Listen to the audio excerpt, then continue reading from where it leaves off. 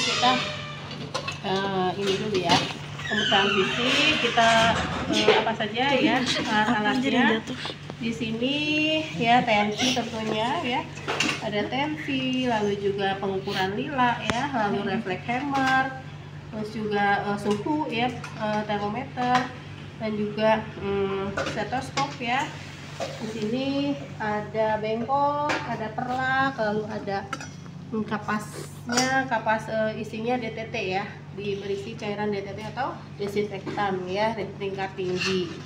Yang gimana caranya membuat DTT?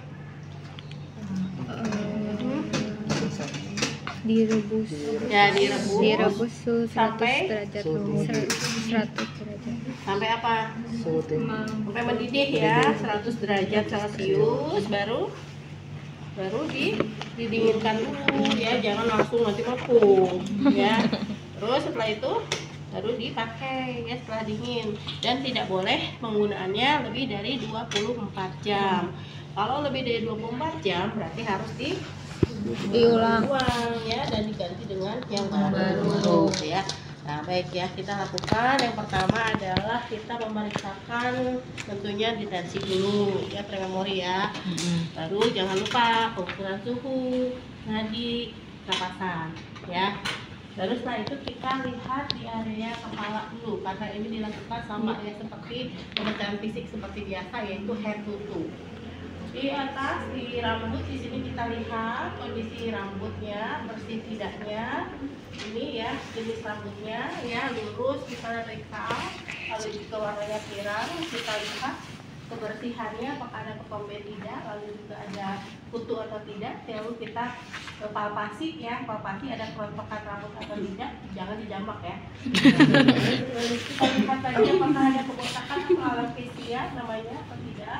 Lalu juga kita palpasi ya dari mulai atas sampai bawah, apakah ada nyeri tekan atau tidak. Nah, lalu setelah itu baru kita lihat area wajah, masih adakah area wajahnya, masih ada plasma gravidarum atau tidak. Nah, kemarin masih ingat plasma gravidarum itu apa? Adanya flek pada kehamilan yang dipengaruhi oleh hormon ya. Nah, masih adakah atau tidak adanya hiperpigmentasi pada wajah atau tidak. Lalu di area mata kita lihat kesimetrisan warna bola mata. Lalu yang putihnya namanya sklera. Skleranya ikterik atau tidak. Ikterik itu warnanya kuning, kalau anikterik tidak kuning. Nah, jadi penulisannya ikterik atau anikterik. Lalu konjungtiva kita buka ya di area bawah ini ya, buka. Pucat atau tidak. Kalau pucat namanya anemis, kalau tidak pucat anemis ya. Jadi penulisannya seperti itu. Lalu setelah itu kita lihat di area hidung ya. Kita hidung, kebersihan hidung. Lalu kita lihat apakah ada sumbatan atau tidak ya, kita boleh pakai pen light. Lalu juga kita palpasi adakah nyeri atau tidak pada area sinus ya, kalau nyeri ada sinusitis. Lalu kita lihat lagi di area mulut. Mulutnya lihat bibir di sini lembab atau kering. Lalu di area dalamnya ya, apakah giginya lengkap atau ada yang tanggal atau yang karies ya. Nah, kita tanyakan itu pada saat hamil atau sebelum hamil, kalau misalnya ompong gitu ya. Nah, karena kan kalsiumnya pastinya berkurang pada ibu hamil. Lalu setelah itu kita lihat lagi di bagian dalamnya, bisa memakai pen light ya. Nah, itu lihat apakah ada tonsilitis atau tidak. Tonsilitis itu apa? Amandel. Oke. Sek. Lihat ya. Telinga.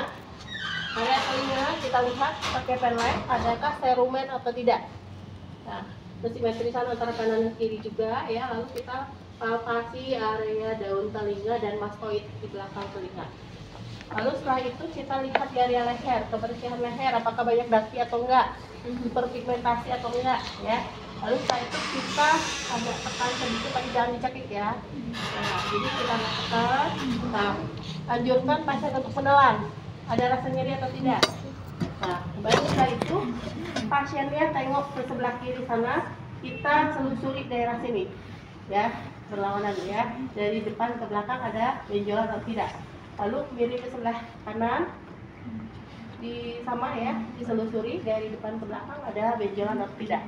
Baru setelah itu baru kita ke area dada dan perut ya.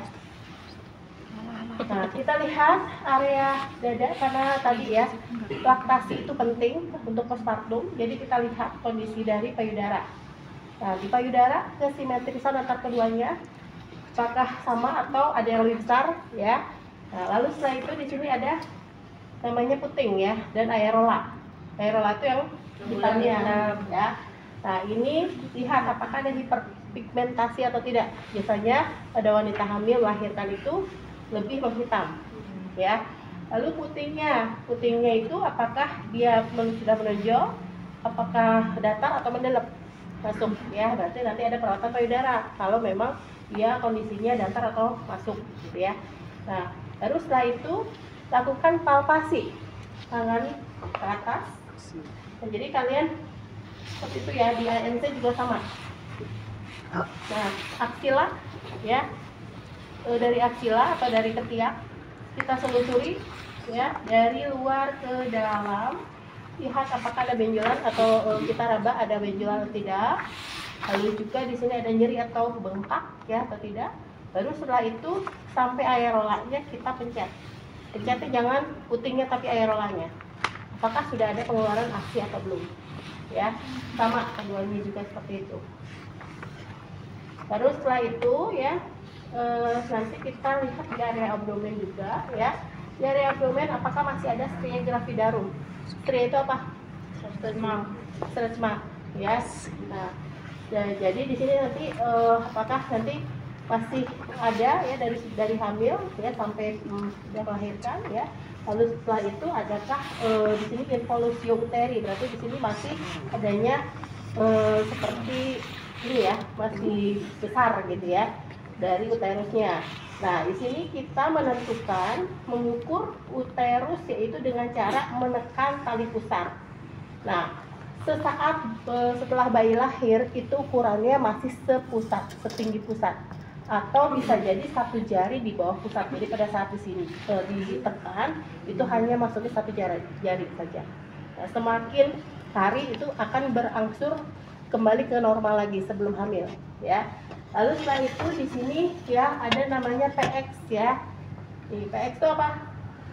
Atau diafragma ya. Ini adalah tulang PX atau processus xiphoideus ya.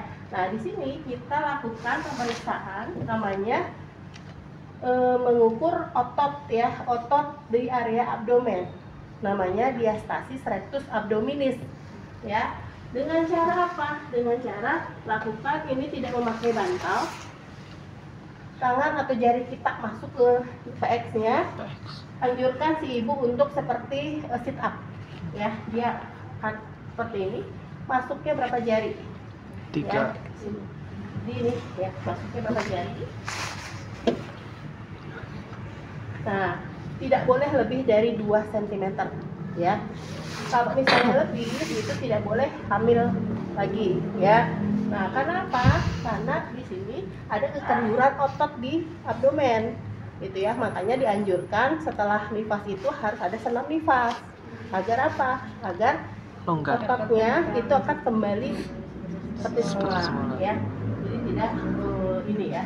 Tidak apa namanya? kendor gitu ya. Oke, baik ya. Ya, setelah itu kita lihat di area ekstremitas. Di ekstremitas kita lihat ya. Oh ya, yang tadi saya lupa ya, Ibu lupa. Boleh dilakukan masas fundus ya. Jadi ini untuk mengeluarkan loheanya supaya lancar ya.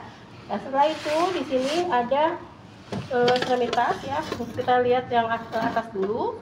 Kita tekan, ini piting udim namanya ya. Nah, apakah ada udim atau tidak? Dengan cara kita tekan. Jika misalnya kurang dari 3 detik ya, itu masih masih berjalan masuk. Nah, itu berarti itu adanya udim atau cairan di dalamnya ya. Lalu setelah itu CRP itu apa? Ini apa? Ini nih, Bu. Kapilari pulmonari. Bukan ya. Nah, jadi di sini ditekan area ujung-ujung kukunya ya. Nah, jadi jangan salingnya pink atau merah muda, terus kalau dipencet itu akan pucat ya, akan putih. Nah, itu akan kembali merah muda lagi enggak? gitu ya. Iya Bu. Setelah itu ya sama kanan kiri, jangan lupa kita ya. Ini bicep dan triceps ya. Setelah itu baru area kaki. Oh ya, masih di area ini karena masih di tangan, kita boleh ya mengukur lila. Mengukur lila gimana caranya? Dari ujung bahu sampai siku ditekuk, tangan yang dominan. Ini kita ambil pertengahannya. Baru setelah itu ini ya, masukkan di sini. Nah, ini 25 ya. 25. Berarti ini Lila. aman ya, karena sudah tidak ini merah ya. Jadi batasnya harus di atas batas merah. Setelah itu baru pemeriksaan kaki sama ya, ada kecil ujung, varises atau tidak. Lalu ada ini kekhasannya lagi ya pada postpartum, yaitu dengan cara begini ya. Ini namanya pembuluh darah, yaitu untuk mengukur tromboplebitis namanya ya. Tromboplebitis caranya gimana?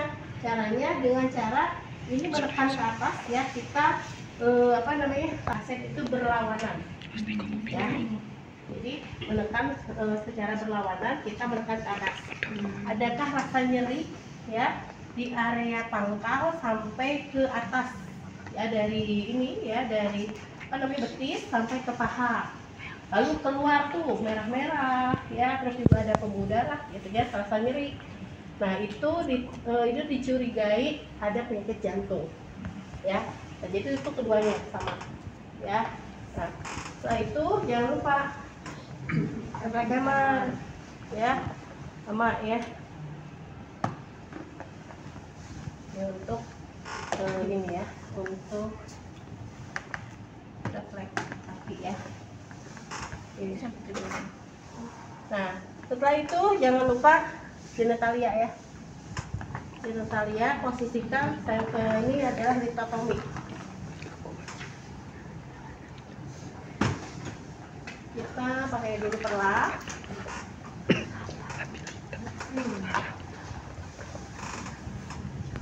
Tegakkan bengkoknya.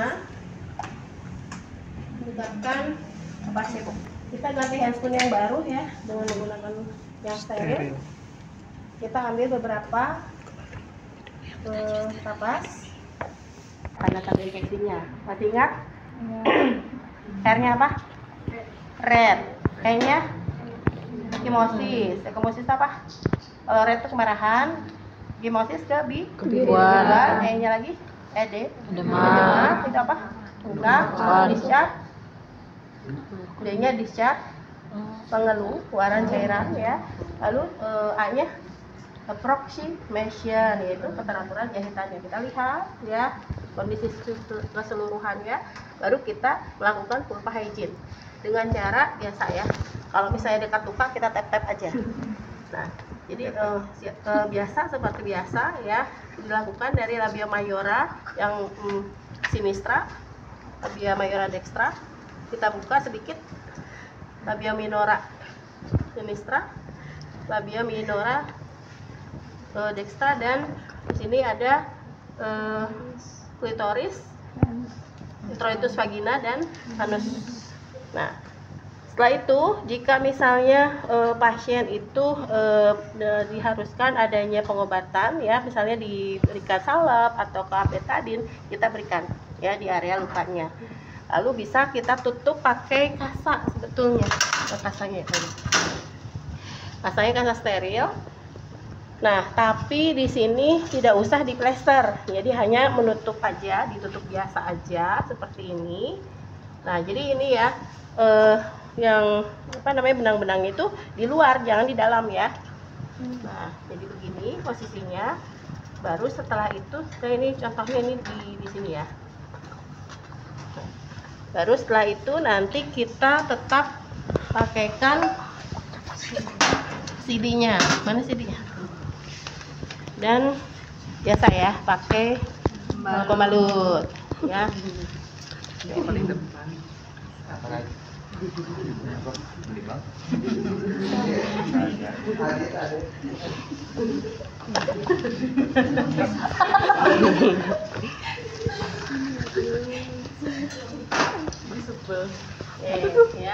ini udah bersih ya. Posisikan kembali. Oke Bu ya. Posisikan kembali, lalu kita, nah ini sudah selesai. Kita tadi udah lupa ya. Nah, lalu setelah itu kita tahap terminasi atau kita nanti memberikan ini ya. Jadi apa yang kita kaji kita beritahukan kepada pasien gitu supaya tidak was-was juga pasiennya. Dan boleh setelah itu kita nanti memberikan bayinya ya untuk ini ya, untuk laktasi atau pemberian ASI gitu. Oke. Baik, ada yang pertanyaan sampai di sini? Udah jelas? Ya. Nanti yang di-OC-kan Apa Bu? ANG. Ini nggak masuk Bu berarti?